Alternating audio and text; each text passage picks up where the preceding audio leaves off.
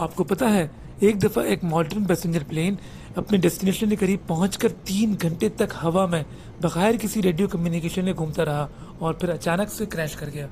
ये वाक़या है 2005 का। हम बात कर रहे हैं हेलियोस एयरवेज फ्लाइट 522 की। प्लेन सिप्रस से ग्रीस जा रहा था। फ्लाइट बिल्कुल रूटीन थी, वेदर क्लियर था और एयरक्राफ्ट था बोइंग 737। जब प्लेन ग्रीस के करीब पहुंचा तो लैंडिंग के बजाय उसने आसमान में सर्कल्स लगाना शुरू कर दिए। ग्राउंड से एयरक्राफ्ट कंट्रोल बार बार कम्युनिकेशन की कोशिश करता रहा, लेकिन कॉकपिट से कोई रिस्पांस नहीं आ रहा था। लगभग 3 घंटे गुजर गए और कोई रिस्पांस ना आया तो ग्रीक अथॉरिटीज ने एक मॉडर्न फाइटर जेट को इंटरसेप्ट के लिए भेजा कि वो चेक करे मसला क्या है। फाइटर जेट के पायलट ने जब कॉकपिट की विंडो में देखा तो उसे सिर्फ एक शख्स कॉकपिट के अंदर मूव करता हुआ नजर आया और उसने किसी किस्म का हाथ का इशारा किया और कुछ ही देर बाद प्लेन अचानक नीचे जाने लगा और क्रैश कर गया। इन्वेस्टिगेटर्स के लिए ये हादसा बहुत कंफ्यूजिंग था। प्लेन बिल्कुल ठीक था, वेदर बिल्कुल परफेक्ट था और कोई इमरजेंसी कॉल भी रिकॉर्ड नहीं की गई थी। अलबत्ता मजीद इन्वेस्टिगेशन पर एक अजीब बात सामने आई। फ्लाइट से पहले मेंटेनेंस के दौरान जहाज का केबिन प्रेशराइजेशन सिस्टम मैनुअल पर सेट कर दिया गया था, पर जब पायलट्स फ्लाइट के लिए आए तो वो सिस्टम को ऑटो पर सेट करना भूल गए।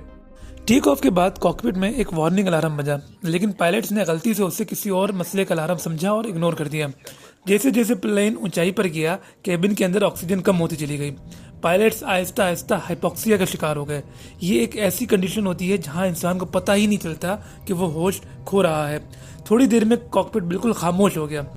पैसेंजर्स की इमरजेंसी ऑक्सीजन मास्क भी डिप्लॉय हुए, लेकिन उनकी कैपेसिटी भी 15 से 20 मिनट की होती है, तो उसके बाद वो भी हाइपोक्सिया का शिकार हो गए। खैर, सारा जहाज अनकॉन्शियस हो जाता है, पर ऑटो पायलट फिर भी ऑन रहता है, जो प्लेन को अपनी डेस्टिनेशन तक ले आता है और प्लेन फ्यूल खत्म होने तक आसमान में घूमता रहता है। कॉकपिट में आखिरी वक्त पर जो शख्स नजर आता है वो एक केबिन क्रू मेंबर होता है। वो एक ट्रेंड स्कूबा डाइवर था और इस वजह से पोर्टेबल ऑक्सीजन की मदद से बाकी सबसे ज्यादा देर तक होश में रह सका। ये आखिरी वक्त में कॉकपिट में घुसता है और इसी दौरान फाइटर जेट इस जहाज को इंटरसेप्ट करता है। ये इशारे से कुछ बताना चाहता है, पर अब तक काफी देर हो चुकी थी। कुछ देर में फ्यूल बिल्कुल खत्म हो जाता है और प्लेन कंट्रोल के बगैर जमीन से टकरा जाता है।